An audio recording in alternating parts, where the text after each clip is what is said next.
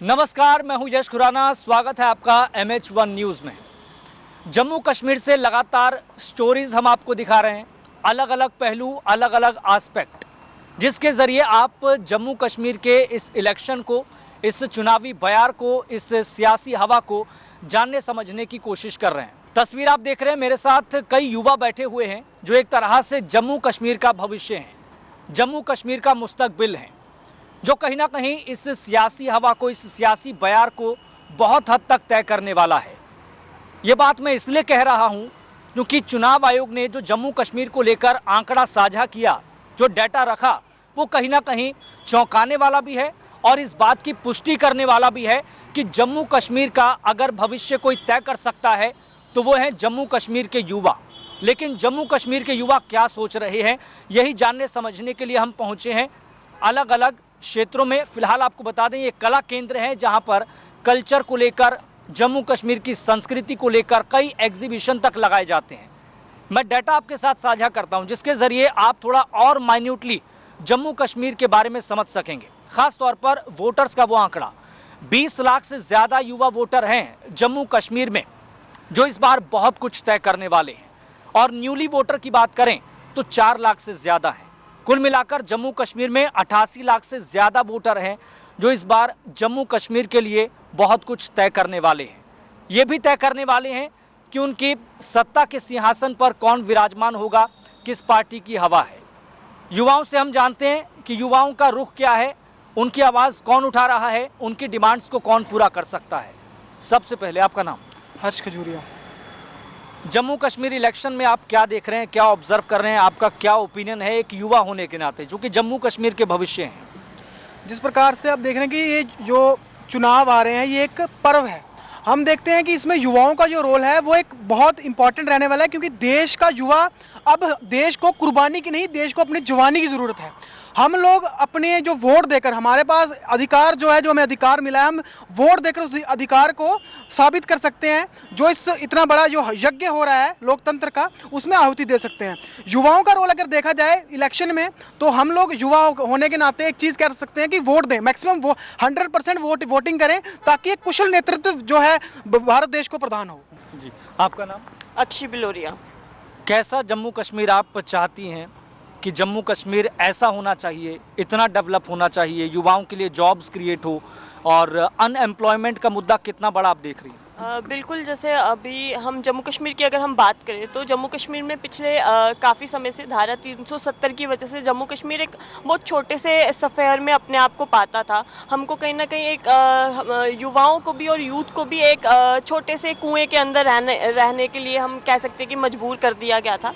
पर 370 हटने के बाद काफ़ी सारे चेंजेस आए, हम लोगों को बहुत सारी चीज़ें एक्सप्लोर करने का मौका मिला, और हम ये चाहते हैं कि हमारा जम्मू कश्मीर जो है वो और ज़्यादा डेवलप जो है वो हो, क्योंकि हम चाहते हैं, हम being a youth, being a student, हम चाहते हैं कि हमारे जम्मू कश्मीर, जो आने वाला जम्मू कश्मीर है, वो एक एजुकेशनल हब बने।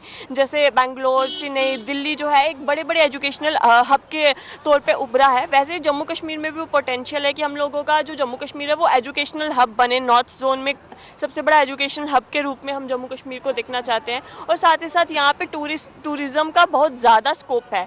तो टूरिज़्म को लेके, टूरिस्ट डेस्टिनेशंस को डेवलप करें, ताकि हमारे जम्मू कश्मीर की जो इकोनॉमिक कंडीशन है, जो 370 से पहले हमारे ऊपर जो डेट था, कहीं ना कहीं अभी वो कम भी हुआ है, परंतु अभी भी जम्मू कश्मीर के ऊपर जो डेट है, कहीं ना कहीं हम चाहते हैं कि जम्मू कश्मीर जो है वो सेल्फ डेवलप्ड बने, सेल्फ रिलायंट बने, ताकि हम लोगों को कहीं से हेल्प लेने की ज़रूरत ना पड़े। बिल्कुल।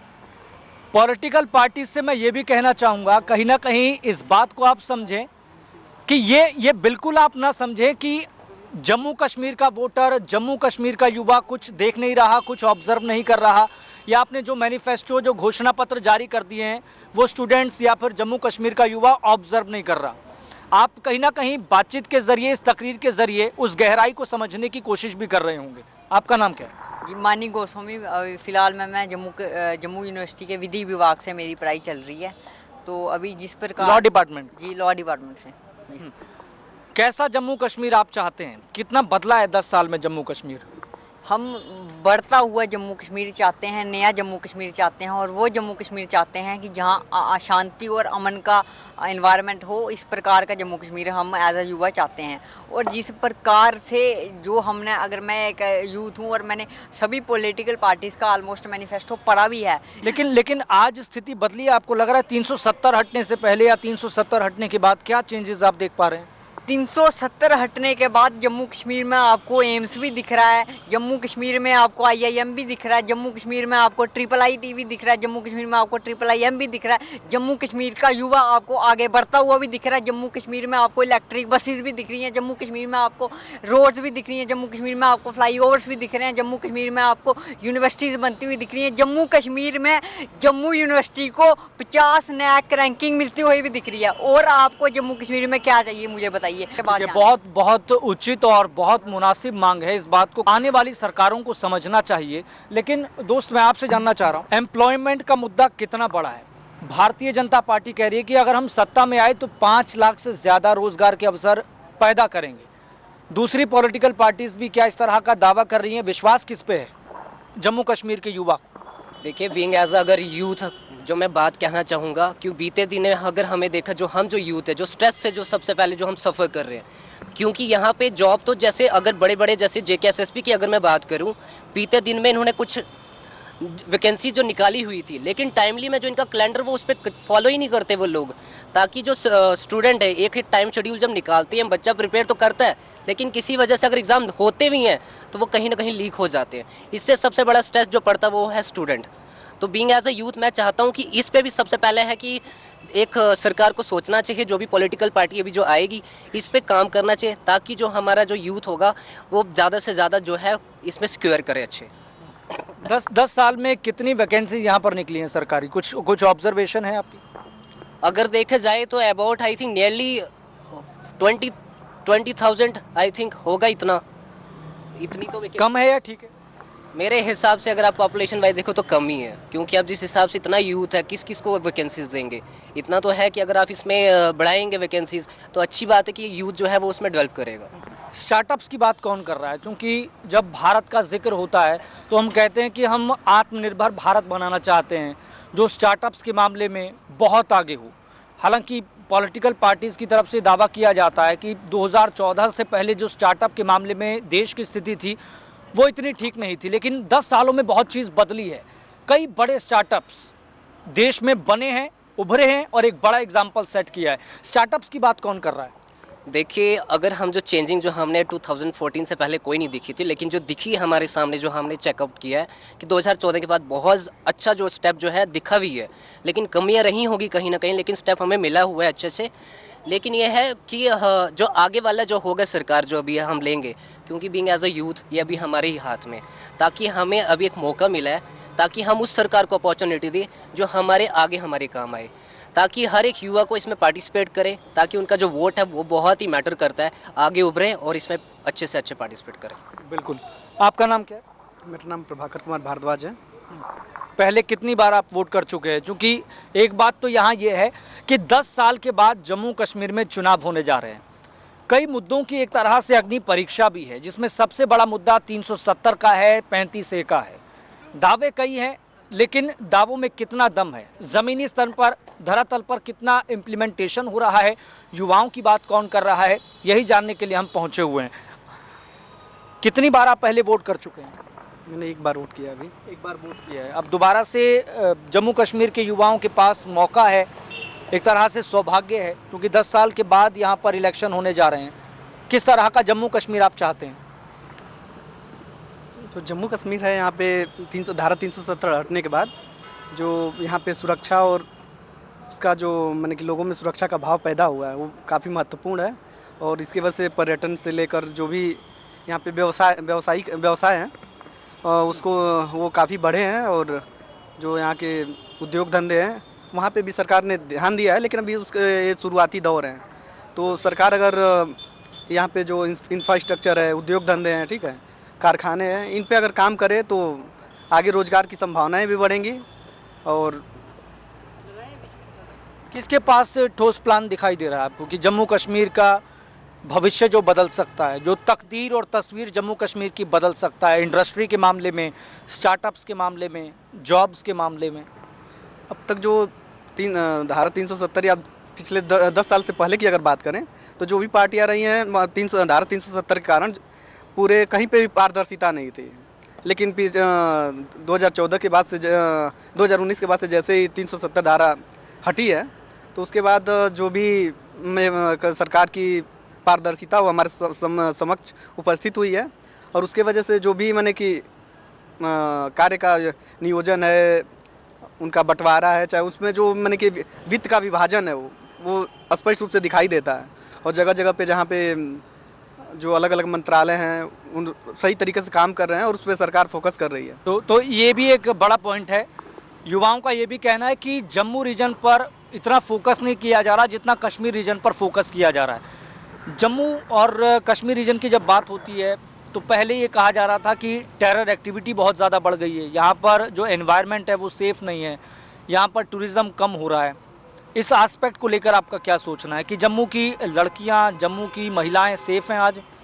बिल्कुल। जम्मू में आज नहीं, पहले भी जम्मू में जो विमेंस थी वो सेफ़ थी। और जम्मू कश्मीर की अगर हम बात करें तो सबसे बड़ा जो हम लोगों को फ़र्क दिखता है वो यही है कि कश्मीर के युवाओं को ना हमेशा से एक नरेटिव सेट किया गया कि कश्मीर के जो यूथ है वो सिर्फ पत्थरबाजी करते हैं, उनके पास कोई टैलेंट नहीं है। लेकिन जब धारा 370 हटी उसके बाद से हमें कश्मीर के यूथ का असली टैलेंट जो है वो देखने को मिला, क्योंकि बहुत सारे बदलाव जो है कश्मीर में भी आए और जम्मू में भी आए। जम्मू के यूथ को भी जो है प्लेटफॉर्म मिला और कश्मीर के यूथ को भी प्लेटफॉर्म मिला। स्टोन पेल्टिंग कम हुई है? बहुत ज़्यादा कम हुई है और उन सभी जो कश्मीर के यूथ हैं उनको ये समझ आया है कि उनका जो है हित जो है किस में है, क्योंकि उनके पास इतना टैलेंट था कि उनको गुमराह किया जा रहा था, उनको मैनिपुलेट किया जा रहा था जो भी यहाँ पे सरकारें थी। ऐसा नहीं है कि हमारे जम्मू कश्मीर के युवाओं के पास टैलेंट नहीं था या उनके पास जो है कोई स्किल नहीं था, बट उस स्किल को दबा करके उनको गलत रास्ते पे लेकर के जाना, कहीं ना कहीं ये इंटरनेशनल ताकतें भी इसमें इन्वॉल्व रही हैं और यहाँ की सरकारें भी जो है इन्वॉल्व रही हैं। अभी धारा 370 हटने के बाद जो है इक्वल अपॉर्चुनिटी दोनों तरफ के यूथ को मिली है। और कश्मीर में अभी हाल फिलहाल में एक लड़की है, जैसे आपने विमेन सेफ्टी की बात की, एक 14 ईयर्स की लड़की है जिसने वुशु में एशियन चैम्पियन में जो है वो गोल्ड लेकर के आई है। भद्रवाह की अगर हम किश्तवाड़ की अगर हम बात करें तो हमारे पैरा मेडिकल में शीतल देवी यहाँ पर है। तो कहीं ना कहीं ऐसा टैलेंट हमारे यहाँ पे था, बट उसको सप्रेस करने का काम जो है वो पुरानी सरकारों ने किया, पुराने गवर्नमेंट ने किया और धारा 370 ने किया। मेरा आप सभी युवाओं से एक ये भी सवाल है, ये कहा जा रहा है कि 370 हटने के बाद, 35 से हटने के बाद जो यहाँ के युवाओं के, जो यहाँ के लोगों के अधिकार थे वो बहुत ज़्यादा सप्रेस हो गए हैं, बहुत ज़्यादा एक तरह से महीन हो गए हैं, क्योंकि बाहर के लोग हैं वो यहाँ पर आकर बसना शुरू हो चुके हैं, यहाँ की ज़मीनें खरीद रहे हैं। क्या आपको सभी को ऐसा लगता है? आपका क्या कहना है इस मामले में? सर 370 जो था हमारे लिए, हमें एक अलग समझा जाता था कहीं ना कहीं। जब तक हमारे पास 370 था तो हमें क्या, जितने भी पॉलिसीज़ होती है, सेंटर की पॉलिसीज़ होती थी, वो हम तक नहीं पहुंचती थी। जितनी भी सेंटर में गवर्नमेंट आती थी तो हमें उन पॉलिसीज़ का पता भी नहीं चलता था कहीं ना कहीं। लेकिन 370 के बाद क्या हुआ कि हमारे पास सेंटर की जितनी की पॉलिसीज़ होती हैं वो इम्प्लीमेंट होती हैं फर्स्ट ऑफ ऑल, और हमें ये समझा जाता है कहीं ना कहीं लोगों को, जो मतलब बाकी इंडिया में बाकी जो लोग हैं उनको ये लगता था 370 पता नहीं ये सच में कोई इनका ऐसा कुछ तो नहीं है कि ये इंडिया से अलग हैं, ऐसे समझा जाता था। बट ऐसा कुछ नहीं था। ठीक है, जो भी था, अब सेंटर की जो पॉलिसीज़ हैं वो यहाँ पे इम्प्लीमेंट अच्छे से हो रही हैं, अच्छी बात है। और उसके बाद मैं आपको एक बात बोलना चाहता हूँ, जम्मू कश्मीर जो है वो 3 हिस्सों में असल में बांटा हुआ है। बांटा नहीं हुआ है लेकिन मतलब 3 है जियोग्राफिकली। एक जम्मू, एक कश्मीर है। और मैं जो रहता हूँ वो डोडा चिनाब वैली जो है, मैं वहाँ से आया हूँ। वहाँ पे कोई first time acting prime minister after 50 year, acting prime minister जो आज डोडा आ रहे हैं, नरेंद्र मोदी जी, ये बहुत अच्छी बात है। और इससे यही हम एक्सपेक्ट कर रहे हैं कि हमारे लिए कुछ, डोडा के लिए जो चिनाब वैली है, हमें कुछ अच्छा आगे मिलने को, मतलब काफ़ी उम्मीदें बढ़ गई। देखिए, मेरा नाम हिमांशु है और मैं फर्स्ट फेज़ में, हमारे ही कॉन्स्टिट्यूंसी में इलेक्शन होने जा रहे हैं। तो मेरा यहाँ के यूथ के लिए एक यही मैसेज रहेगा कि आप एक सशक्त सरकार जो है उसका चयन करें, जैसे हम देखें अगर 370 के पहले या 2011 के बाद, तो 2011 के बाद और 370 के बाद की बात करें तो 370 के बाद अगर हम जम्मू कश्मीर में देखें तो अगर हम क्या कहते हैं, हमें एक आंकड़ों पे बात करें तो ऑल इंडिया में अगर हम देखें तो 23 एम्स में से जम्मू कश्मीर में भी एम्स हैं, और अगर ऐसे आईएम्स 2 जम्मू कश्मीर में है, ऐसी थर्ड सिटी है जहाँ पे आईएम और दोनों आईएम टेक्नोलॉजी और मैनेजमेंट के दोनों यहाँ जम्मू कश्मीर में हैं। तो एक टाइम ऐसा था कि जब जम्मू कश्मीर का युवा जो था वो सोच नहीं रहा था कि हम IITs IIM में जा पहुँचेंगे, तो आज जम्मू कश्मीर का युवा ऐसा सोच रहा है। और 370 के बाद देखिए हम अगर इंफ्रास्ट्रक्चर को लेकर बात करें तो आज वो ग्रामीण क्षेत्र हमारे एरिया में जहाँ पे कभी नेटवर्किंग सिस्टम के लिए 11 किलोमीटर पैदल हमें चलना पड़ता था, वहाँ पे एक अच्छा रोड नेटवर्किंग सिस्टम है, वहाँ पे अच्छा रोड इंफ्रास्ट्रक्चर बिल्ड किया गया है। तो यूथ से यही एक शिक्षा हमारी यही उनसे विनती रहेगी कि आप उस सरकार का चयन करें जो आपको लगता है कि हमारे लिए एक अच्छा काम कर रही है, क्योंकि गवर्नमेंट तो सभी को जॉब्स तो दे नहीं सकती गवर्नमेंट सेक्टर, तो प्राइवेट सेक्टर कौन अच्छे से बिल्ड कर रहा है जम्मू कश्मीर में उस पर ध्यान दिया जाए, और जो हमारे लिए काम कर रहा है हम उसको सरकार का चयन किया जाए। ठीक है, आपका नाम क्या है? मेरा नाम जारनिश पंद्राल है। मैं जम्मू विश्वविद्यालय में विधि विभाग से LLB की पढ़ाई कर रहा हूँ। जम्मू कश्मीर में क्या ऑब्जर्व कर? देखिए, जो मेजर इश्यूज़ थे वो मेरे बाकी मित्रों ने तो कवर कर ही दिए हैं, तो मैं कुछ सिक्योरिटी पे कहना चाहूँगा। तो पास से जैसे भी मतलब बड़े सारे मित्रों ने ये भी कवर किया कि सिक्योरिटी में जो स्टोन बिल्डिंग थी या फिर उसमें काफ़ी ज़्यादा मतलब वो कम हुआ है अभी, बट जो मेजर इशू था टेररिज्म को लेके वो उन्होंने कश्मीर में तो कम कर दिया। बट अभी एक हमने खुद ऑब्जर्व किया कि रिसेंट मतलब जो सडन अकरेंस हुआ है टेररिस्ट एक्टिविटीज़ का, जम्मू डिवीज़न में शिफ्ट हो गया है। आपने कल भी देखा होगा किश्तवाड़ में 2 आर्मी के जवान शहीद हो गए हैं, और डुड्डू बसंतगढ़ में, कठुआ डिस्ट्रिक्ट में, फिर यहाँ पे मतलब स्पोरेडिक अटैक्स बार बार कर रहे हैं। वो नॉर्मलसी को, पीस को लेके डिस्टर्ब करे जा रहे हैं। तो ये एक सीरियस इश्यूज़ है जिसको कोई भी गवर्नमेंट जो आए तो उसको ये एड्रेस करने चाहिए, बिकॉज एवरी अदर डे हमारे सोल्जर्स मारे जा रहे हैं। इवन कि टूरिस्ट जो आए थे वो भी रियासी में वहाँ पे मारे गए थे टेररिस्ट की वजह से।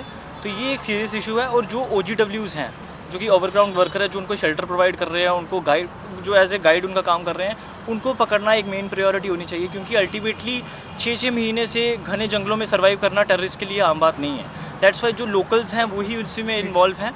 अगर वो ही उनका अगर हम सप्लाई चेन को काट दें तो हम उनको ईजिली टैकल कर सकते हैं। बेसिकली आपका जो मुद्दा है वो टेररिज्म पर रोक लगाने का है। तो ये सीरीज़ जम्मू कश्मीर से लगातार जारी है। यूथ के बीच भी हम पहुंचे और इससे पहले कई कार्यक्रम भी हमने जम्मू कश्मीर से किए हैं, लगातार आप देख ही रहे हैं। जी, एक चीज़ मैं ऐड करना चाहता हूँ जो हमें आपको मैं एक सबसे बड़ी बात बताना चाहता हूँ। 370 हटने के बाद जो सबसे बड़ा बदलाव है ना, वो मैं कैमरामैन जी को बोलूँगा एक बार वहाँ पे करें, ऊपर करें, एक बार वो दिखाएं आप। पहले क्या होता था कि जम्मू कश्मीर के अंदर जो जम्मू कश्मीर का अपना झंडा वो लगाया जाता था। आज आप देखिए भारत का झंडा हर बिल्डिंग में लगा हुआ है, हर जगह लगा हुआ है। ये सबसे बड़ा बदलाव है और इस बदलाव को देख कर ही हमें वोट देना चाहिए। बिल्कुल, यानी कि राष्ट्रवाद की बात है, युवाओं के अपने मुद्दे हैं। और बड़ी बात आप ये ध्यान में रखिए कि फर्स्ट फेज़ का जो चुनाव है वो 18 सितंबर को होना है। और ये आंकड़ा भी कहीं ना कहीं सभी पॉलिटिकल पार्टीज़ को ध्यान में रखना चाहिए। जितनी पॉपुलेशन वोटर्स की जम्मू कश्मीर में है उसका 1/4 हिस्सा युवा हैं। 20 लाख से ज़्यादा वोटर हैं, कोई छोटा मोटा आंकड़ा नहीं है। क्योंकि जो राजनीतिक दल हैं जो अपनी गोटियाँ सेट करते हैं शतरंज के ऊपर, वो कहीं ना कहीं इन्हीं आंकड़ों को ध्यान में रखकर, इन्हीं डेटा को ध्यान में रखकर। तो जम्मू कश्मीर का जो भविष्य है, मुस्तकबिल है, वो क्या हो सकता है, किसके हाथ में सुरक्षित है, किसके हाथ में प्रोटेक्टिव है, यह आने वाला वक्त बताएगा। पॉलिटिकल पार्टीज़ के दावे अपने अपने हैं, क्योंकि जम्मू कश्मीर की राजनीति समय के साथ करवट ले रही है। कैमरामैन शिव प्रताप के साथ मैं यश खुराना, जम्मू से।